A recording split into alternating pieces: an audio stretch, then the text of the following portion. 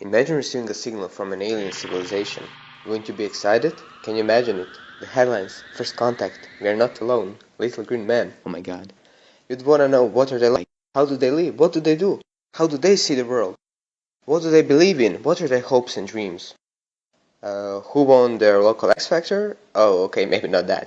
It would change our lives. It will offer a new, a different, and a more informed perspective on our existence, on our lives and ourselves. Looking at ourselves from an alien perspective, we would more easily see what is wrong in our lives, what illusions bind us and cause our misfortunes, and maybe, just maybe, we could try and remedy it.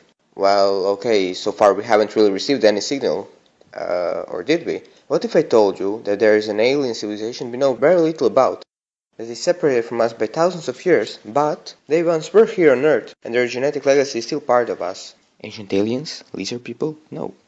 You've all heard of them. They've only laid one of the cornerstones of our civilization and our spirit. No clues? The Greeks. They are the ancient civilization, alien to us, whose cultural DNA pervades our lives. They were people who first called this world cosmos, originally meaning order, something beautiful. World is a harmonious order, and we are part of it. So in order to know himself, man must understand the cosmos. This is the inquiry that has led us to the moon, the inquiry that led to recognizing the natural given equality of every human being, the inquiry that isn't over, but it's as lively and fresh, if not more vigorous, than it was back then, when it began with thinkers like Thales, Anaximander, Plato, Aristotle, and so on. But this is not to say that back then were the golden times, that the answers to today's problems lie buried in some dusty rotten manuscript. No. Ancient Greece wasn't the promised land, they weren't better than us, and it could easily be argued that they were worse. The golden Athenian democracy was just for free adult men, not women, and it was based on slave labor, the cancer of ancient world. So why study it? Well, it's about perspective. By studying an alien world, you're nurturing a more critical mind, and you're also getting a pair of alien eyeglasses through which you can take a dispassionate look at here and now, suddenly free of nationalistic and other biases. Has been put very nicely at the beginning of Odyssey. Polon d'anthropon viden asta kainon egno.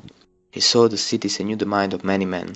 And that's the point, freeing yourself from the confines of your village, of your city, of your country, of here and now, so that you can evaluate it from the distance and then return into the flow and change it for the better. Viewing the world from this vantage point, you'll be able to see through the illusions and delusions that separate us from ourselves. So, to receive these new time-traveling eyeglasses and to get to the roots of the modern world, you'll have to speak with ancient Greeks. And how? Well, by reading their works.